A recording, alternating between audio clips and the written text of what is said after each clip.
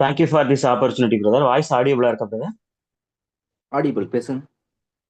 Okay okay brother. So என்னோட name வந்து Praveen. So last month நான் வந்து சில்வர் டைரக்டர் வித் டிபிபியோட நான் வந்து குவாலிஃபை பண்ணியிருந்தேன். ஸோ ஆல்ரெடி நான் வந்து ஃபர்ஸ்ட் பிரான்ஸ் டைரக்டர் எப்படி குவாலிஃபை பண்ணியிருந்தேன் அப்படின்னா அதுக்கு பேசியிருந்தேன். ஸோ அடுத்து இப்போ தான் நான் பேசுகிறேன். 2025, அதாவது இந்த வருஷம் ஜனவரி லாஸ்ட் வீக் அப்படின்றதெல்லாம் நான் ஜாயின் பண்ணி வித்தின் 7 மந்த்ல இப்போ நான் சில்வர் வித் டிபிபியோட குவாலிஃபை பண்ணியிருக்கேன். ஸோ ஃபர்ஸ்ட் என்னோட காட் ஜீசஸ்க்கு நான் தேங்க்ஸ் சொல்லிக்கிறேன்.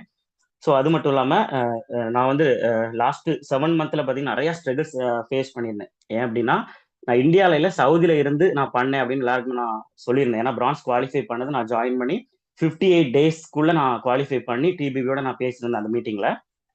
ஸோ அடுத்து எனக்கு இந்த 7 மந்த் ப்ராசஸ் அப்படின்றது ரொம்பவே ஒரு சவாலாகவும் இருந்துச்சு, ஸ்ட்ரகிள்ஸாகவும் இருந்துச்சு, நிறைய தடைகள் இருந்துச்சு. அதை நான் ஒன் பை ஒன்னா நான் சொல்றேன். ஸோ இது வரைக்குமே பார்த்தீங்கன்னா நான் செகண்ட் மந்தே நான் குவாலிஃபை பண்ணேன் பிரான்ஸ் வித் டிபிபியோட. ஸோ இது வரைக்குமே நான் குவாலிஃபை ஆகலை. ஒரு 7 to ஒரு 10K, அதாவது 7,000லேருந்து ஒரு 10,000 வரைக்கும் ஒரு இன்கம் அப்படின்றது இது வரைக்கும் நான் வந்து வாங்கிக்கிட்டு இருந்தேன். ஸோ அதுவே எனக்கு ஒரு ரொம்ப ரொம்ப ஹாப்பியான ஒரு விஷயம். ஏன் அப்படின்னா நம்ம எந்த ஒரு ஹெவியான ஒர்க்குமே போடாம வெஸ்டீஜ்ல ஸோ நம்மளோட எஃபோர்ட்டை நார்மலா பயன்படுத்தியே இவ்வளோ ஒரு இன்கம் கொடுக்குறாங்களே. ஏன்னா ஒரு ஆக்டிவ் இன்கம்ல நிறைய எக்ஸ்பீரியன்ஸ் இருக்கு ஒர்க் பண்ணி. ஸோ எல்லா கண்ட்ரிலும் ஒர்க் பண்ண அந்த அனுபவம் இருக்கு. ஆனாலும் அதுல வந்து ஒரு ஆக்டிவ் இன்கம் தான். ஆனா ஒரு பேசிவ் இன்கமா வாங்கினது அவ்வளோ ஒரு ப்ரௌடா இருந்துச்சு. ஒரு மாசம் கூட நான் குவாலிஃபை ஆகாம ஸோ இருந்தது. ஸோ அது மட்டும் இல்லாம இப்ப இந்த மாசம் சில்வரா நான் ஆகஸ்ட் மாசம் நான் குவாலிஃபை ஆனப்ப சேலரி கால்குலேட் பண்ணி பார்த்தேன். கிட்டத்தட்ட ஒரு 14,000 ரூபாய்க்குள்ள என்னோட சேலரி அப்படின்றது வந்திருக்கு. கிட்டத்தட்ட ஒரு 7,500 8,000 ரூபாய் வாங்கிட்டு இருந்த எனக்கு டபுள் மடங்கான ஒரு சேலரி அப்படின்றது ஒரே மாசத்துல என்னோட ஆக்டிவ் இன்கம் கூட இது வரைக்கும் நான் வாங்கினது இல்லை. ஏன்னா 50% இன்க்ரிமெண்ட் அப்படின்ற மாதிரி நம்ம வெஸ்டீஜ்ல எனக்கு கொடுக்குறாங்க. இதே இது நம்ம ஆக்டிவ் இன்கம்ல நான் வாங்கினப்பெல்லாம் பாத்தீங்கன்னா ஒரு 1 இயர்ஸ் ஒன்ஸ் தான் வந்து ஒரு 5,000 இல்ல ஒரு 3,000 அப்படிதான் இன்க்ரிமெண்ட் பண்ணுவாங்க. ஏதாவது இன்சென்டிவ் வந்து கொடுக்க ஆரம்பிப்பாங்க. நான் வெஸ்டீஜ் டோட்டலாவே எனக்கு அப்படிப்பட்ட ஒரு வாய்ப்பை கொடுத்துருந்துச்சு. அது மட்டும் இல்லாம டிராவல் ஃபண்டுமே எனக்கு ஓப்பன் ஆயிருக்கு. ஸோ எல்லாருமே வேலைக்குன்னு தான் நாங்க வெளிநாடு போன ஒரு அனுபவம் எங்களுக்கு இருக்கு. ஆனா டூரிஸ்டா நாங்க போற அனுபவத்தை ஸோ எங்களுக்கு நம்ம வெஸ்டீஜ் தான் வந்து கொடுத்துருக்கு. ஸோ அதுவும் எனக்கு ஓப்பன் ஆயிருச்சு. கிட்டத்தட்ட ஒரு 1,200 ரூபாய்க்கு மேல நான் கால்குலேட் பண்ணி பார்த்தேன். ஸோ அதுவும் ஓப்பன் ஆயிருக்கு. ஸோ ரொம்ப ரொம்ப ஹாப்பியா இருக்கு இந்த நேரத்தில் நான் ஷேர் பண்றது. அது மட்டும் இல்லாம ஃபர்ஸ்ட் என்னோட கிரேட் அப்ளைன் வந்து gold director Pavithra sister. So விடிடில அவங்க ஸோ ஒவ்வொரு விஷயத்தையுமே எனக்கு எக்ஸ்பிளைன் பண்ணாங்க. ஏன்னா எனக்கு ஜாப் ரிலேட்டடா ஸோ எல்லா அனுபவமும் இருக்கு. ஆனா சீக்கிரத்துல நான் சக்சஸ் ஆகணும். ஏன்னா நான் வந்து உட்கார்ந்துட்டே இருக்க வரல. ஸோ எனக்கு ஒரு நல்லா எஃபோர்ட் போட்டு நான் ஒர்க் பண்ணணும். என்னென்ன விஷயம் எனக்கு சொல்லி கொடுங்க. சேலரி கால்குலேஷனா இருக்கட்டும். ஸோ ஒவ்வொரு விஷயத்தையுமே கேட்டு கேட்டு எப்ப அவங்ககிட்ட கேட்டாலும் அதுக்கான ஃபுல் பிடிஎஃபா இருக்கட்டும், பவர் பாயிண்டா இருக்கட்டும், எல்லாத்தையுமே ஷேர் பண்ணி எக்ஸ்பிளைன் பண்ணி என்ன இந்த லெவலுக்கு கொண்டு வந்தது ஒரு பேக் போன் கூட சொல்லலாம் கோல்ட் டைரக்டர் பவித்ரா சிஸ்டர் தான். ஸோ அடுத்து என்னோட top leader Ezhumalai bro crown director, அப்புறம் Vivek bro crown director. So அவங்க ரெண்டு பேருமே எனக்கு அப்பப்ப மீட்டிங்கா இருக்கட்டும், பர்சனலா இருக்கட்டும், நிறைய விஷயங்கள் ஷேர் பண்ணி தான் இந்த லெவலுக்கு தள்ளி விட்டாங்கன்னு கூட சொல்லலாம். அடுத்து சரவணன் பிரதர் என்னோட மென்டார் இந்த பிசினஸ்ல. ஸோ ஒட்டுமொத்த பிசினஸையும் கற்றுக் கொடுத்தது அவங்க மட்டும்தான். ஏன்னா பிசினஸ்ல நான் ஜீரோ. ஒரு ஜாப் சொன்னா விடிய விடிய வேலை பார்ப்போம். ஸோ நான் வந்து டாக்குமெண்ட் கண்ட்ரோலரா ஒர்க் பண்ணிட்டு இருந்தேன் சவுதி அரேபியால. ஸோ அந்த ஒர்க் எனக்கு தெரியும். ஸோ ஆனா ஜாபு போக பிசினஸை குறிச்சு ஜீரோ லெவல்ல தான் நான் இருந்தேன். ஏன்னா நம்ம அப்பா அம்மா எல்லாருமே பாத்தீங்கன்னா கூலி வேலை செய்யற நிலைமையில இருந்ததுனால ஸோ எந்த பிசினஸ் அனுபவம் பேக்ரவுண்ட் கிடையாது. ஆனா இந்த பிசினஸ் ஃபுல் அண்ட் ஃபுல் எனக்கு சொல்லி கொடுத்தது சரவண் பிரதர் தான். அவர் என்ன சொன்னாலும் இதுல நான் கண்டிப்பா ஃபாலோ பண்ணதுனாலதான் இவ்வளவு 7 மாசத்துல வித் டிபிபியோட குவாலிஃபை பண்ணியிருக்கேன்.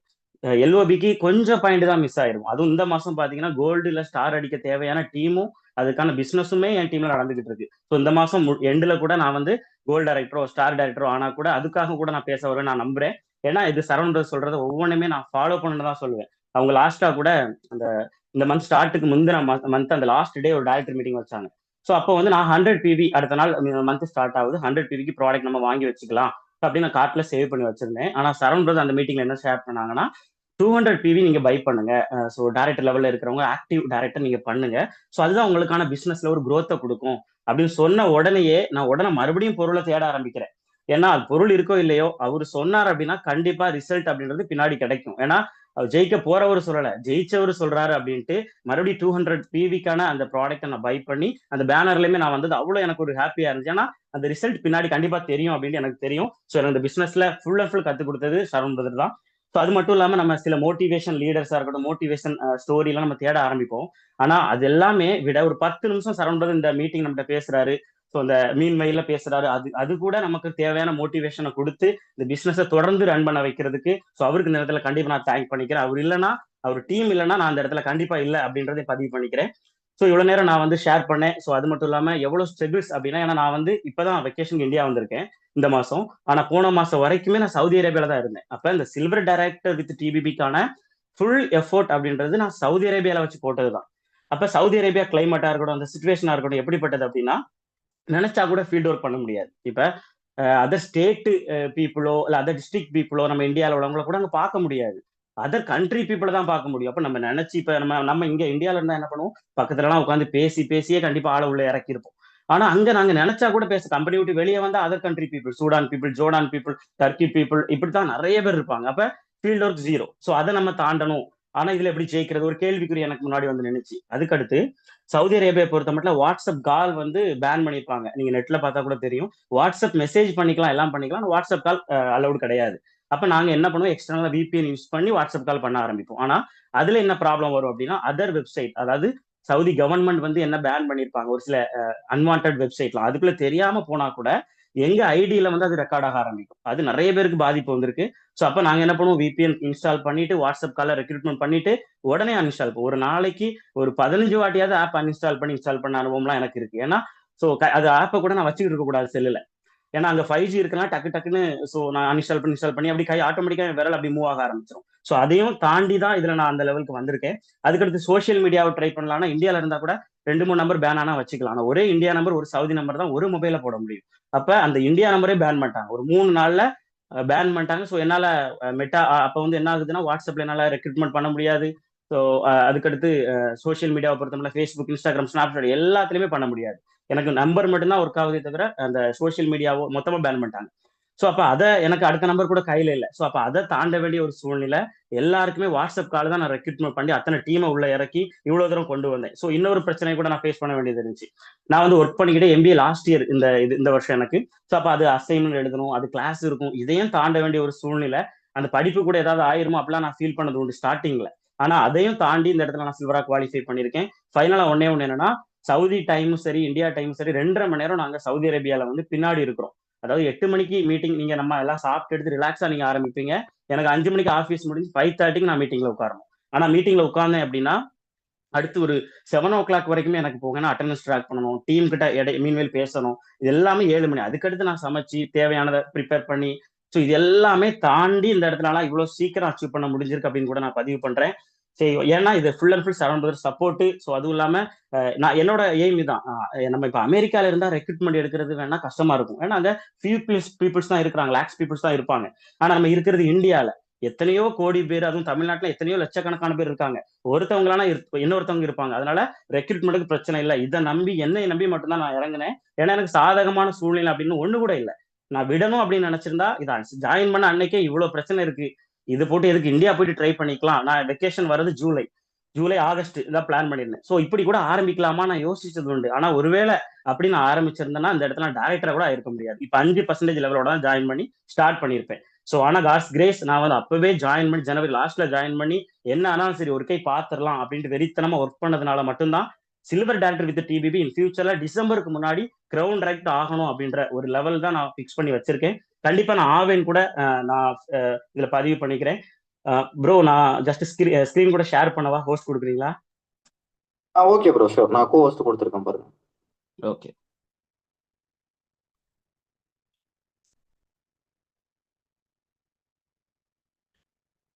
ப்ரோ விசிபிளா இருக்கா ஸ்கிரீன்? Visible bro.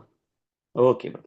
ஸோ நான் ஜெயிச்சதுக்கு ஒரு சில போட்டோஸ் மட்டும் நான் ஷேர் பண்ணி ஸ்டார்ட்டாக முடிச்சிடுறேன். ஸோ எப்பவுமே எல்லாருமே நம்ம மந்த்லி டார்கெட் போடுறது வழக்கம். இது வந்து என்னோட இந்த மாசத்துக்கான டார்கெட். போன மாசம் நான் போட்ட டார்கெட் ஆல்ரெடி ரீச் பண்ணிட்டேன், சில்வர் வித் டிபிபி. ஸோ இப்போ செப்டம்பர் மந்த் நான் gold with DPP with LOP open ஆகுற மாதிரி என் டீம்ல இருக்கு ஆல்ரெடி. அதுக்கான டார்கெட் கூட நான் போட்டிருக்கேன். இது வந்து குரூப்ல ஷேர் பண்றதுக்கான ஒரு டார்கெட் நான் போட்டது, எல்லாரும் பார்க்கட்டும் அப்படின்றதுக்காக. ஆனா சோ அது யாருக்குமே தெரியாத எனக்கான ஒரு டார்கெட் கூட நான் ஃபிக்ஸ் பண்ணுவேன். எப்பவுமே அது ஒரு வழக்கமா வச்சிருக்கேன். அது கூட எனக்கு நான் ஸ்பீடா போறதுக்கு ஒரு பொட்டன்ஷியலா கூட நான் நினைக்கிறேன். இது வந்து இந்த டார்கெட்டை பாருங்க, என் டீம்ல உள்ளவங்க பேரோட கூட நான் மென்ஷன் பண்ணுறேன். அவங்களால சாதிக்க முடியும் நான் நம்புறேன். ஸோ இந்த டார்கெட்டை நான் கரெக்டாக ரீச் பண்ணிட்டேன் அப்படின்னா டைமண்ட் டைரக்டர் கூட இந்த மாசத்துல என்னால் ஆக முடியும் அப்படின்ற ஒரு பெரிய டார்கெட்டை என்னால முடியாதுதான், ஆனா ட்ரை கொடுத்து பார்க்கலாம் அப்படின்ட்டு நான் அந்த டார்கெட்டை போட்டு வச்சிருக்கேன். ஒவ்வொரு மாசமுமே இந்த டார்கெட் நான் போடுறது வழக்கம். இதே மாதிரி ஒரு பெரிய பெரிய டார்கெட் அப்படின்றத யாருக்கும் தெரியாம நான் போட்டு வச்சு ஓடுறது வழக்கமா வச்சிருக்கேன்.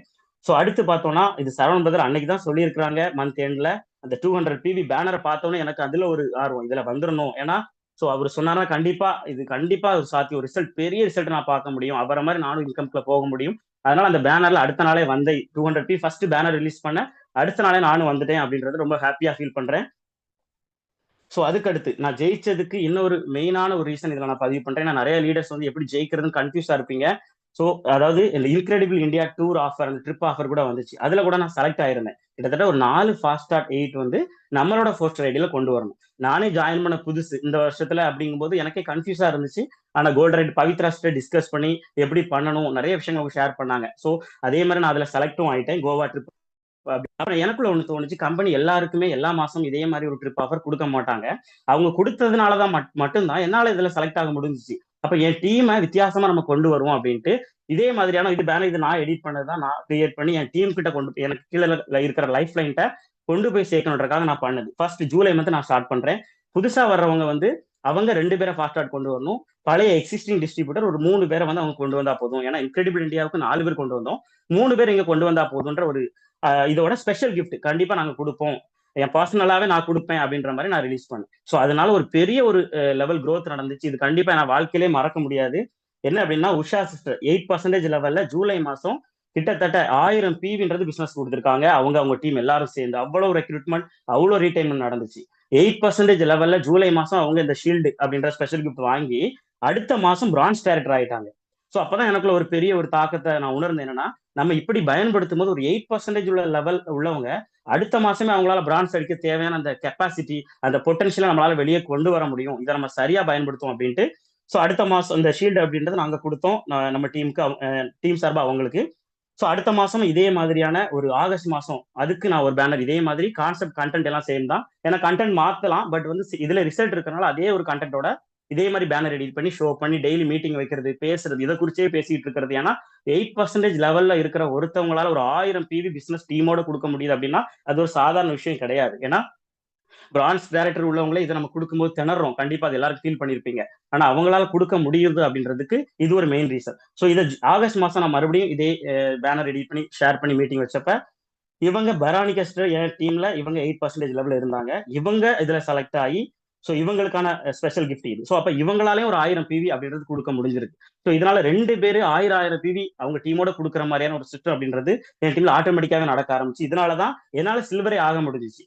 ஸோ இது ஒரு மெயின் ஒரு ரீசன் கூட சொல்லலாம். இப்ப இந்த மாசத்துக்கானதை நான் கொடுத்து வச்சிருக்கேன். கண்டிப்பா இன்னும் இப்ப இது வரைக்கும் ஒவ்வொரு ஆள் செலக்ட் ஆயிருந்தாங்க. இந்த மாசம் மினிமம் 3 பேராவது ஆவாங்க அப்படின்னு நான் நம்புறேன். ஏன்னா அதுக்கு உண்டான டீம் என்கிட்ட இருக்கு, அவங்களோட எஃபோர்ட்டும் ஃபுல்லா ட்ரைனிங் வந்துருவாங்க. என் லைஃப் எல்லாருமே ஃபுல் ட்ரைனிங் வந்து அவங்க எஃபோர்ட்டை போட்டு அவங்க முன்னேறிக்கிட்டு இருக்காங்க. கண்டிப்பா அடுத்தடுத்து பிரான்ச் லெவல் வருவாங்க நான் நம்புறேன். ஸோ இது என்னோட பேனர் தான், சில்வர் டைரக்டர் வித் டிபிபியோட நான் குவாலிஃபை பண்ணப்ப எனக்கான பேனர் இது.